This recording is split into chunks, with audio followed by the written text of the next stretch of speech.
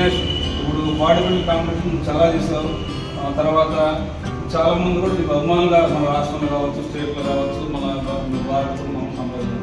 Body building కాంపిటీషన్స్లో పాల్గొన్న వారికి ఏదన్నా డైరెక్షన్ కావచ్చు, వర్కౌట్ కావచ్చు, మన వర్కౌట్ గురించి ఈ యొక్క స్టైల్లో ఒక 2 మాటలు కొత్త జూనియర్స్ తెలుసుకుంటారు, కొంతమంది కూడా తెలుసుకుంటారు.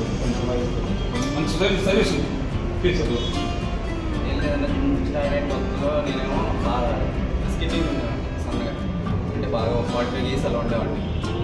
జిమ్ జాయిన్ అయిన తర్వాత ఏ నాలెడ్జ్ ఉండేది కాదు. బల్క్ అంటే ఏమనుకునేవాడిని అంటే బయటవన్నీ తినేసి బల్క్ అయిపోవచ్చామో అనుకునేవాడిని. కానీ అది అవడం వల్ల ఫ్యాట్ ఒకటే తప్ప సైజ్ కూడా గెయిన్ అవ్వదు.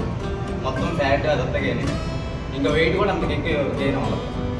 దాని తర్వాత రాజు నా డీపీ అన్న వీళ్ళతో కలిసిన తర్వాత ఏంటంటే తెలిసింది ఏంటంటే జంక్ కన్నా ఇంట్లో ఫుడ్ ఎలా అంటే అన్నం ఉంది, అన్నం, చికెన్, చిలకడ దుంపులు ఇవే ఇంట్లో దొరికేవి ఎక్కువ మనం లోడ్ చేసాం అనుకో ఫ్యాట్ గెయిన్ అవుతుంది.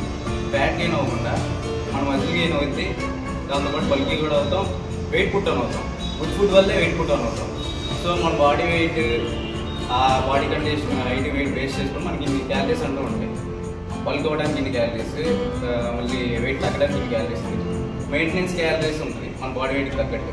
ఆ మెయింటెనెన్స్ క్యాలరీస్ కన్నా ఒక 1000 క్యాలరీస్ కానీ 500 క్యాలరీస్ కానీ ఎక్కువ తీసుకున్నాం అనుకో మనం వెయిట్ పుట్ ఆన్ అవుతాం. మెయింటెనెన్స్ క్యాలరీస్కి తక్కువ తీసుకుంటే వెయిట్ డ్రాప్ అవుతాం. సో అలా బాడీ అనేది చేంజ్ అవుతూ ఉంటుంది. అదంతా మన చేతుల్లో ఉంటుంది. వేరే వేరే బయట కోచ్లు వాళ్ళు చెప్పడం కాకుండా జిమ్లోనే ఎవరైనా తెలిసిన అన్న కానీ ఎవరైనా ఉంటే వాళ్ళ దగ్గర తీసుకొని ఓ 3 నెలలు మీరు వాళ్ళతో జర్నీలో ట్రైన్ అయ్యారనుకోండి, మీకు నాలెడ్జ్ గెయిన్ చేసుకుంటారు. దాని తర్వాత మీ సొంతంగా మీరే ప్రిపేర్ చేసుకోవచ్చు. సో అలాంటి